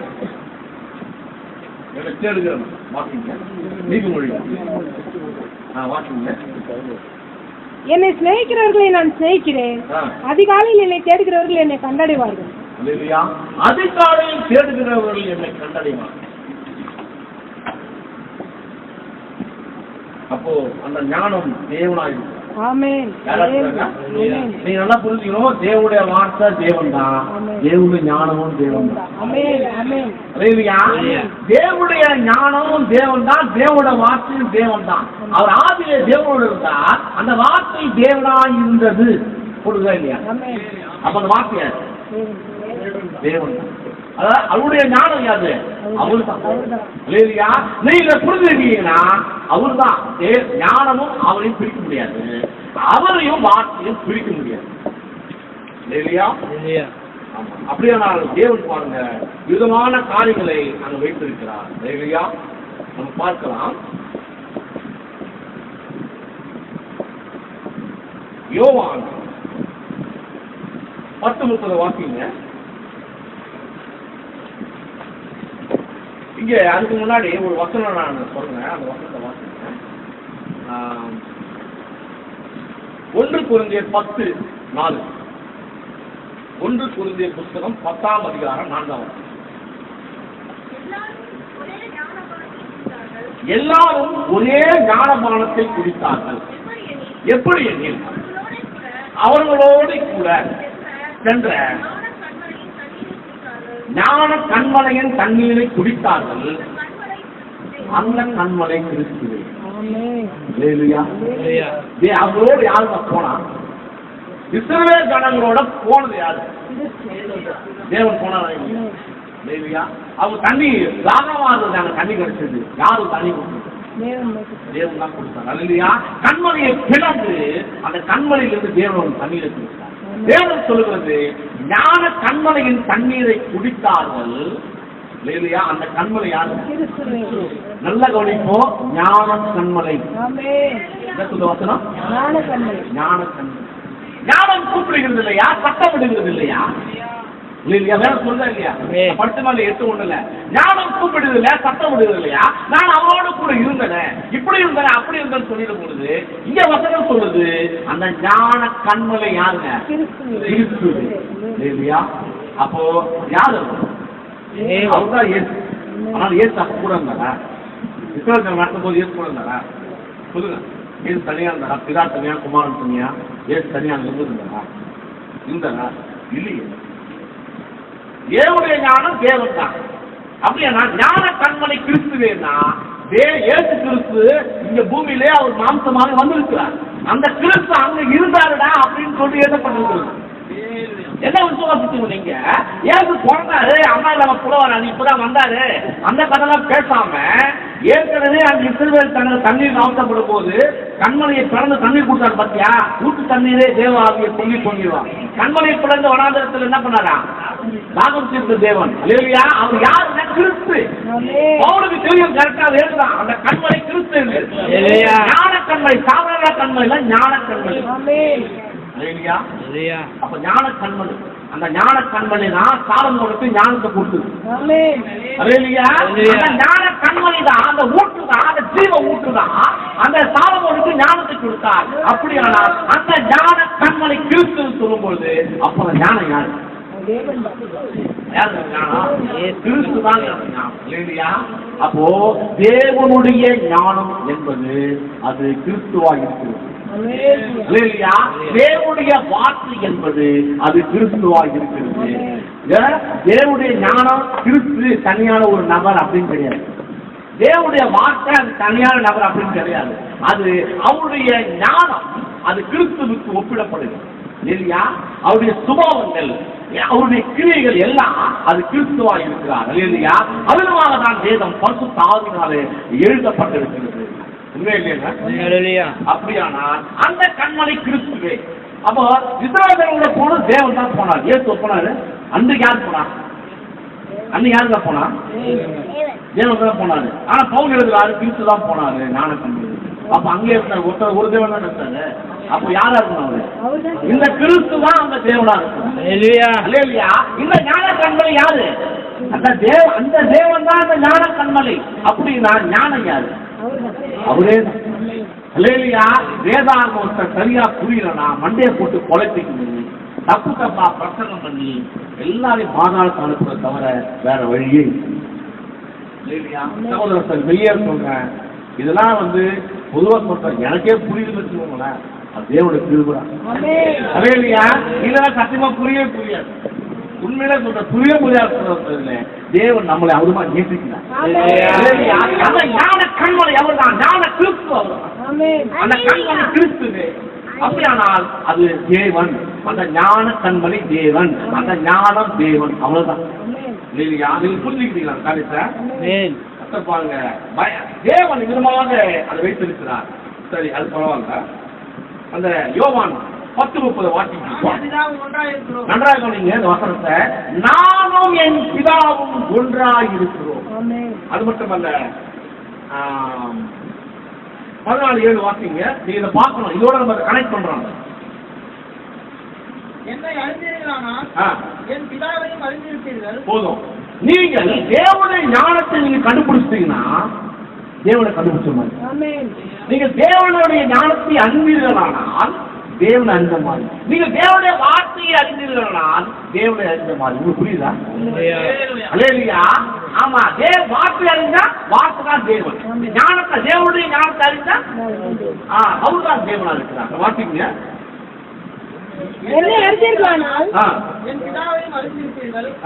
இது முதல் நீங்கள் அவரை அறிந்தும் அவரை கண்டும் இருக்கிறீர்கள் என்றார். அல்லேலூயா. ஞானத்தை நீங்க பார்த்துட்டீங்கன்னா, வார்த்தை நீங்க கண்டுகொண்டீங்கன்னா இயேசுவை பார்க்கணும். இல்லையா? அவரை பார்த்தா இப்ப இயேசு நான் பார்க்கறேன், எப்படி பார்க்கறது? வார்த்தையா இருக்கிற உங்களுக்கு புரியுதா? தேவனுடைய ஞானம் எனக்கு உங்களுக்கு கிடைச்சிச்சுன்னா தேவனை நீங்க கண்டுபிடிச்சிங்க. வார்த்தை பார்த்தது. பிலிப்பு அவரை நோக்கி, ஆண்டவரே, பிதாவை எங்களுக்கு காண்பியும், அது எங்களுக்கு போதும் என்றார். அதற்கு இயேசு, பிலிப்புவே, இவ்வளவு காலம் நான் உங்களுடனே கூட இருந்தும் நீ என்னை அறியவில்லையா? என்னை கண்டவன் பிதாவை கண்டான். ஞானத்தை கண்டுபிடிச்சீங்க, தேவனுடைய ஞானத்தை கண்டுபிடிச்சீங்கன்னா தேவனை கண்டது. தேவனோட வார்த்தை நீங்க கண்டுபிடிச்சீங்கன்னா தேவனுடைய கண்டுபிடிச்சோம். இல்லையா? அதான் சொன்னாரு, அந்த சோவான என்ன சொன்னாருங்க, கண்டு விசுவாசிப்பவனை விட காணாமல் விசுவாசிப்பவன் பாக்கியவான். இல்லையா? இன்றைக்கு நாம் காணாமல் விசுவாசிக்கிறோம். ஒரு மகத்தான பாக்கியம் உள்ள ஜனங்கள் தான். இல்லையா? அடுத்தது வாசிங்க. அதற்கு இயேசு, பிலிப்புவே, இவ்வளவு காலம் நான் உங்களுடனே கூட இருந்தும் நீ என்னை அறியவில்லையா? என்னை கண்டவன் பிதாவை கண்டார். அப்படி இருக்க பிதாவை எங்களுக்கு காண்பியும் என்று நீ எப்படி சொல்லுகிறாய்? நான் பிதாவிலும், நன்றாக பாருங்க, நான் பிதாவிலும் பிதா என்னிலும் இருக்கிறதை நீ விசுவாசிக்கவில்லையா? நல்லா கவனிங்க. நான் பிதாவிலும் பிதா என்னிலும் இருக்கிறதை நீ விசுவாசிக்கவில்லையா? ஞானம் பிதாவுக்குள்ளும், ஞானம் பிதாவுக்குள்ள இருந்தா இல்லையா? இதுதான் இல்லையா? வார்த்தை பிதாவுக்குள்ள இல்லையா? இதுதான் இல்லையா? அவர் சொல்றாரு, நான் பிதாவிலும், அவருக்குள்ள வார்த்தை இருந்தது, பிதாவுக்குள்ள, அவருக்குள்ள ஞானம் இருந்தது. இல்லையா? நான் பிதாவிலும், இவர் பிதாக்குள்ளதான் இருந்தது, வார்த்தை பிதாக்குள்ளதான் இருந்தது, ஞானமும் பிதாக்குள்ளதான் இருந்தது.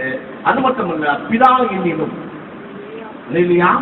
அந்த ஞானத்துக்குள்ள யார் இருக்கிறா? பிதா இருக்கிறார். அந்த வார்த்தைக்குள்ள யார் இருக்கிறார்? பிதா இருக்கிறார். அவ்வளவுதான். புரியுதா? இல்லையா?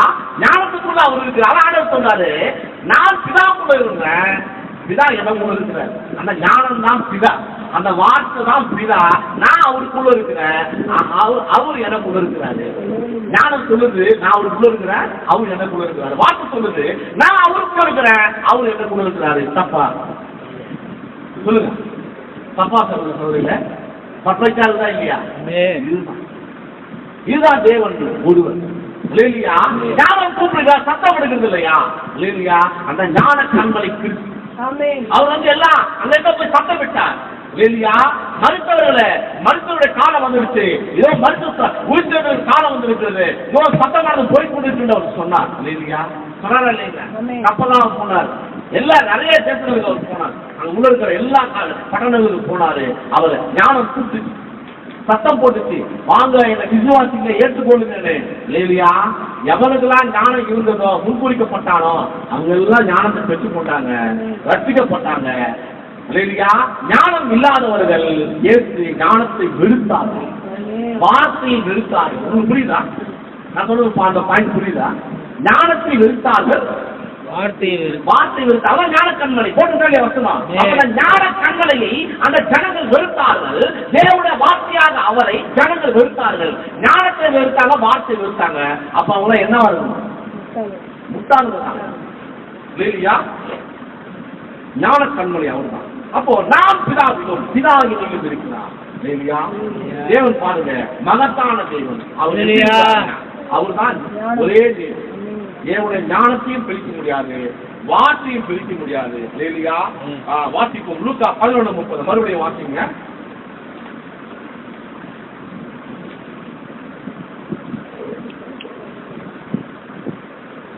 யோனா நினைவே பட்டணத்தாருக்கு அடையாளமாய் இருந்தது போல மனுஷகுமாரனும் இந்த சந்ததிக்கு அடையாளமாய் இருப்பார்.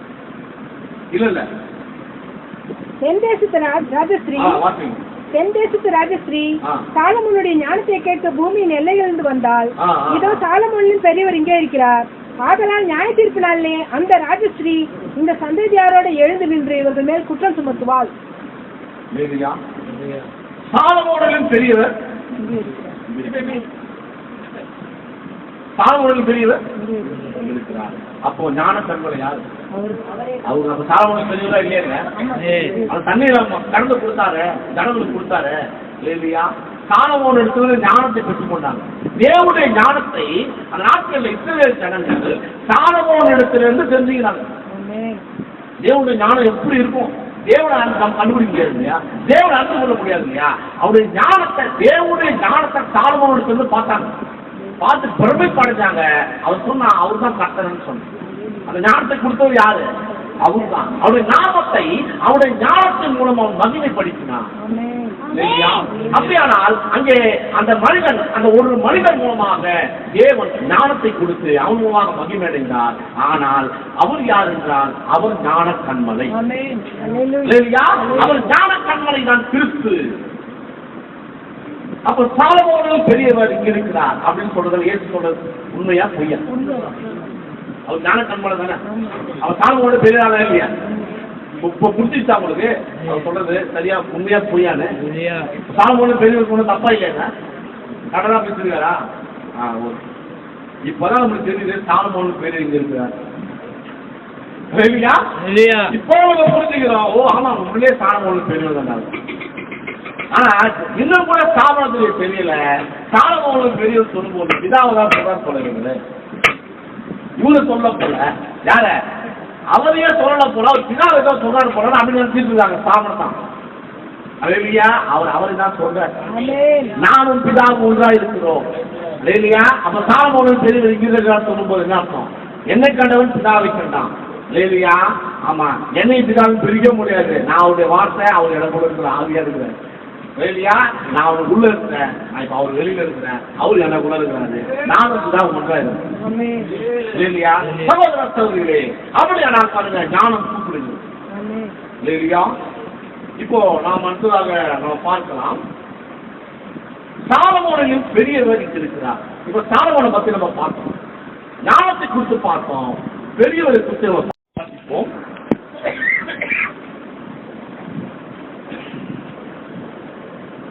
யார் பெரியவர்? யோவான் 8ஆம் அதிகாரம் 52ஆம் வசனம் வாசிங்க. எங்கள் பிதாவாகிய ஆபிரகாமிலும் நீ பெரியவனோ, அவர் மரித்தார், தீர்க்கதரிசிகளும் மரித்தார்கள், உன்னை நீ எப்படிப்பட்டவன் ஆக்குகிறாய் என்றார்கள். ஜனங்க சொல்றாங்க, பிதாவாகிய ஆபிரகாம் மரித்தாரு, எல்லாமே மரித்தாங்க, நீ உன்னை எப்படி காமிக்க இல்லையா? எப்படி காமிக்கிறார்? ஏன் எப்படி காமிச்சார்? எங்கள் பிதாவாகிய ஆபிரகாமிலும் நீ பெரியவர் அப்படின்னா அவங்க என்ன தெரியும் இல்லையா? சாலமோனிலும் பெரியவர் இருக்கிறார் அப்படின்னு அங்க சொல்லிட்டு இருந்தாரு. இவங்க என்ன பண்ணாங்க? ஆபிரகாம் தெரியாது, சாலமோனில பெரியவர் உண்மை இல்லையா? அவர் சாலமோனோட பெரியார் அவர் சொல்லிருந்தா அவ்வளவு ஞானம் நிறைஞ்ச வச்சிருந்தான். இவன் சொல்றான் ஆபிரகாம் பெரியாரா இல்லையா அப்படின்னு என்ன தெரியல. அதான் பெரியவரும் தெரியல. ஒண்ணுமே தெரியல. ஆபிரகாம் பத்தி ஒண்ணுமே தெரியாது. முதல்ல சுத்தமாவே தெரியாது. ஆபிரகாம் பத்தி கூட ஒழுங்கா தெரியாது. ஏன்னா ஆபிரகாமோட விசுவாசம் இவங்கிட்ட கிடையாது. ஆனா சொல்றாரு, ஆபிரகாமை நீ விசுவாசிப்பீர்களா? என்னை நீ விசுவாசிப்பீங்க. ஆபிரகாமே ஒழுங்கா விசுவாசிங்க. அப்ப ஜனங்களுக்கெல்லாம் என்ன, ஏசு அநேக அற்புத அடையாளங்களை செய்யும் பொழுது அவங்களுக்கெல்லாம் வந்து ஒரு பெரிய ஆள் மாதிரி காமிச்சுக்கிறாரு. ஒரு பெரிய ஆள் ஆயிட்டாரு. போற அற்புத அடையாளம் தெரிஞ்சு என்ன ஆயிட்டாரு, அவர் வந்து மேல டாப் போயிட்டாரு அப்படின்னு இவங்களே சொல்லிட்டாங்க. ஆபிரகாம் பத்தி பேசும்போது நீ ஆபிரகாம் பெரிய ஆளா அப்படின்னு தெரியல கேட்கறாங்க இல்லையா? ஆனா ஏசு சொல்றாரு, பாத்தீங்க யோவான் 10:29, அவைகள் எனக்கு தந்த என் பிதா எல்லாரிலும் பெரியவராய் இருக்கிறார். அவர்கள் என் பிதாவின் கையிலிருந்து பறித்துக் கொள்ள ஒருவனாலும் கூடாது. நானும் பிதாவும் ஒன்றாய் இருக்கிறோம் என்றார். ஆண்டவர் சொல்றாரு, தெளிவா சொல்லிடுற இடத்துல அவர் வந்து, என் நாடுகள் சட்டத்திற்கு செவி கொடுக்கும், அவை நான் அறிந்திருக்கிறேன், அவைகள் எனக்கு பின் செல்கிறது. நான் அவைகளுக்கு நித்திய ஜீவனை கொடுக்கிறேன். அவைகள் ஒரு காலம் கெட்டு போவதில்லை, ஒருவனும் அவைகளை என் கையில் இருந்து பறித்துக் கொள்வதும் இல்லை. என் ஆடுகள் கெட்டு போவே கெட்டு போவாங்க.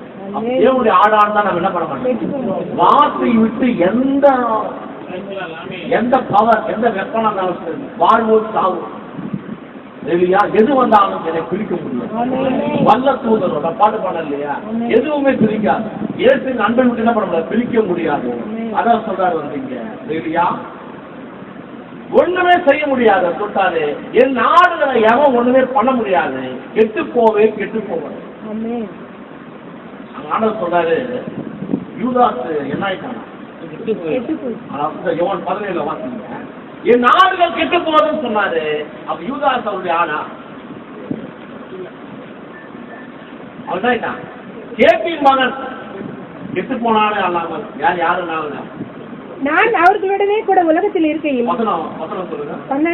12 17 யோவான் வாசிங்க. நான் அவர்களுடனே கூட உலகத்தில் இருக்கையில். நான் அவருடன் கூட உலகத்தில் இருக்கையில். அவர்களை உம்முடைய நாமத்தினாலே காத்துக்கொண்டேன். அவர்களை உம்முடைய நாமத்தினாலே காத்துக்கொண்டேன். நீர் எனக்கு தந்தவர்களை காத்துக்கொண்டு வந்தேன்.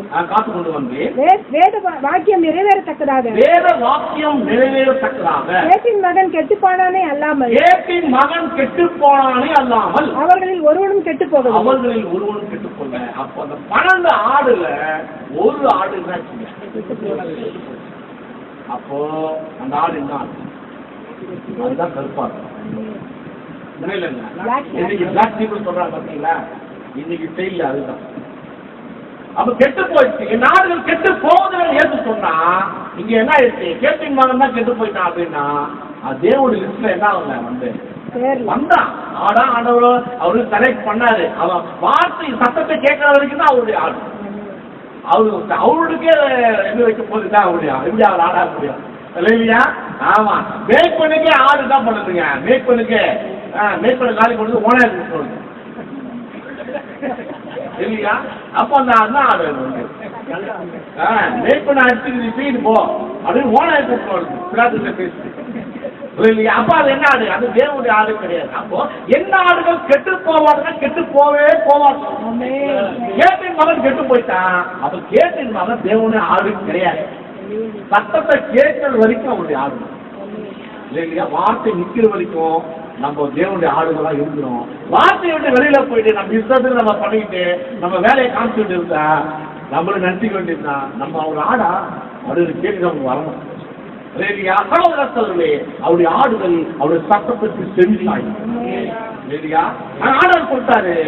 எல்லாரும் சொல்றாரு அந்த 29 வாசிங்க. சொல்றாரு, அவர்கள் எனக்கு தந்தது பிதாதான் எனக்கு கொடுத்தாரு சொல்லிட்டு எல்லாரும் பிதா எல்லாரிலும் பெரியவரா இருக்கிறார். இங்க ஆபரகாம் பெரியவனா அப்படின்னு கேட்டாங்க.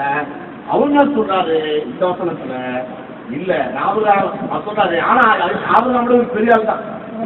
ஆனா ஸ்தானங்களில் வரும்பொழுது தேவன் ஸ்தானங்களில் வெளிப்படுகிறார். பிதா என்ற ஸ்தானத்திலும் குமார் என்ற ஸ்தானத்திலும் பரிசுத்த ஆவி என்ற ஸ்தானத்தில் அவர் வெளிப்படும் பொழுது அந்த இடத்துல அந்த ஸ்தானத்தை வெளிப்படுத்தும்படிக்கு அந்த தாழ்மையை கொண்டு வந்துதான் ஆகணும் இல்லையா? அவன் புள்ள அப்பா மாதிரி பண்ணான்னா அவன் புள்ளையா? அப்பா புள்ள மாதிரி பண்ணான்னா அவரு அப்பாவா? அப்பா மாதிரி பண்ணனா உள்ள புள்ள மாதிரி சொல்லணும். அப்பதான் நம்ம சொல்ல முடியும் இவர் அப்பா இவர் எப்படி நீ சொல்ற அது மாதிரி அவன் சொன்ன கேட்கறான்.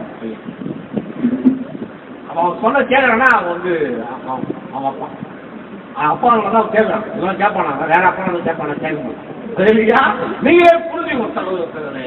அப்படின்னா தேவன் ஸ்தானத்தை அவர் வந்து இங்க வைக்கிறார். அவர் சொன்னார் வந்து என் நாடுகள் என் சட்டத்துக்கு செவி சாய்க்கும். சரியா பிதா என்னிலும் பெரியவராக இருக்கிறார். இவர் மாம்சத்தில் இருக்கிறார், அவர் தேவன் ஆவியாக இருக்கிறார், அவருக்குள்ள பிரிப்பாமல் இருக்கிறார், இங்க மாம்சமா இருக்கிறார். இல்லையா ஆமா மாம்சத்தை காட்டிலும் ஆவி என்னவா இருக்கிறார். அதான் சொல்றாரு பிதா என்னிலும் பெரியவர், சாரவானிலும் பெரியவர் இருக்கிறார். இல்லையா நானும் பிதா ஒன்றா இருக்கிறோம் அப்படின்னு சொல்லும்போது அந்த எல்லாமே சேர்த்து மொத்தமா சேர்த்து பேசுறது. இல்லையா சகோதரர்களே பிதா என்னிலும் பெரியவராக இருக்கிறார். அடுத்த ஒரு வாசிப்போம். யோவான் 14:28 சொல்றார், வாசிங்க. நான் போவேன் என்றும் திருப்பி உங்களிடத்தில் வருவேன் என்றும் நான் உங்களுடனே சொன்னதை கேட்டீர்களே. நீங்கள் என்னில் அன்புள்ளவர்களாய் இருந்தால் பிதாவின் இடத்திற்கு போகிறேன் என்று நான் சொன்னதை குறித்து சந்தோஷப்படுவீர்கள். ஏனென்றால் அதுதான் படிக்கும். நான் சொன்னதை குறித்து சந்தோஷப்படுவீர்கள், ஏனெனில் என் பிதா என்னிலும் பெரியவராய் இருக்கிறார். ஏனெனில் என் பிதா என்னிலும் பெரியவர் தான். எப்படி பார்த்தாலும் என்னில் பெரியவர். இல்லையா பிதா சாடி முடியுமா? சாடி முடியுமா? குமார் தான் சாவச்சாங்க. இல்லையா ஆமா அவர்தான் மனுஷன். சகோதரர்களே ஆவியான தேவனுக்கு உருவம் ஒன்றும் இல்லையே. ரூபம் இல்லாமல் சொருபமும் கிடையாது. ஆனா என்ன பண்ணாங்க, ஆவியான தேவனுக்கு ரூபமாக்கி சொருபத்தை உண்டாக்கி இன்னைக்கு விக்கிரக ஆராதனை கொண்டிருக்கிறார்.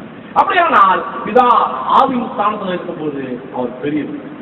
இல்லையா ஆண்டவர் சொல்றாரு யோவான் 13:14 வாசிங்க. மெய்யாகவே மெய்யாகவே நான் உங்களுக்கு சொல்லுகிறேன், ஊழியக்காரன் தன் எஜமானிலும் பெரியவன் அல்ல.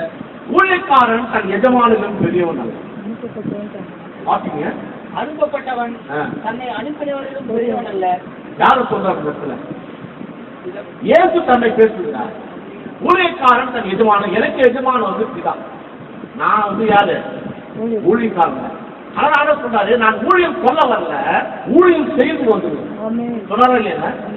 அப்ப அவர் யாரு? பிதாவுக்கு ஊழியக்காரன். இல்லையா பூமியில அவர் இருக்கும் போது ஜனங்களுக்கு அவர் யாரா இருந்தாரு? அவர் போகிறார். இல்லையா ஜனங்களுக்கு அவர் ஊழியக்காரர். அவருக்கு இவர் யாருக்கு ஊழியக்காரர்? பிதாவுக்கு ஊழியக்காரர்.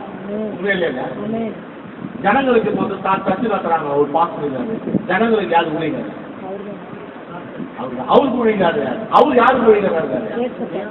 தேவனுக்கு ஊழியக்காரர். இல்லையா அதுதான் தவறு. அப்படியானால் ஸ்தானங்களை மாற்றக்கூடாது. அது எப்படி இருக்குதோ அதிலேயே சத்தியத்தை போதிக்கும். அதுதான் ஞானம். இல்லையா ஸ்தானத்தை மாற்றி மாற்றி குழப்ப கூடாது. அந்த ஸ்தானத்தில் இருந்து கொண்டே அது சரியா பிரச்சனை பண்ணணும். அதுதான் தேவனுடைய ஞானம். அதுக்குள்ள இருக்கிற சத்தியத்தை அப்படியாக வெளிப்படுத்தணும். இல்லையா இங்க பார்க்கலாம். தேவன் பாருங்க சொல்றாரு. இல்லையா ஆமா நான் ஊழியக்காரன் எஜமானவன் பெரியவன் அல்ல. மெய்யாகவே மெய்யாகவே நான் உங்களுக்கு சொல்லுகிறேன். மெய்யாகவே மெய்யாகவே நான் உங்களுக்கு சொல்லுகிறேன். ஊழியக்காரன் தன் எஜமானிலும் பெரியவன் அல்ல. ஊழியக்காரன் தன் எஜமானிலும் பெரியவன் அல்ல. அனுப்பப்பட்டவன் தன்னை அனுப்பினவரும் பெரியவன் அல்ல. அனுப்பப்பட்டவன் தன்னை அனுப்பினவரும் பெரியவன். யார் அனுப்பப்பட்டார்? இயேசு கிறிஸ்து பூமியில தன்னுடைய வார்த்தை மாம்சமாக்கி அனுப்பினார். இல்லையா தேவன். இல்லையா இப்போ அனுப்பப்பட்டவன் அனுப்பப்பட்டவர்களும் பெரியவர். இவர் அனுப்பப்பட்டிருக்கிறாரு. இல்லையா அதனால அவர் பெரியவராகவும் இவர் சிறியவராக இருக்கிறார். இல்லையா சகோதரர்களே அப்படியானால் சாலமோனிலும் பெரியவர் இங்க இருக்கிறார். இல்லையா இப்போ நம்ம மத்தியில இருக்கிறார் தெரியுமா? விசுவாசிக்கிறீங்களா? இல்லையா தேவன் உண்மையாகவே நம்ம மத்தியில் இருக்கிறார். இல்லையா சகோதரர்களே தேவன் விதமாக இதுவாக இந்த ஒன்றாடி செய்தி இது மாதிரி போய்கொண்டுதான் இருக்கும். விதமாக தேவனை வைத்திருக்கிறார். கர்த்தர் தாமே உங்கள் யாவரையும் ஆசீர்வதிப்பாராக. ஆமென்.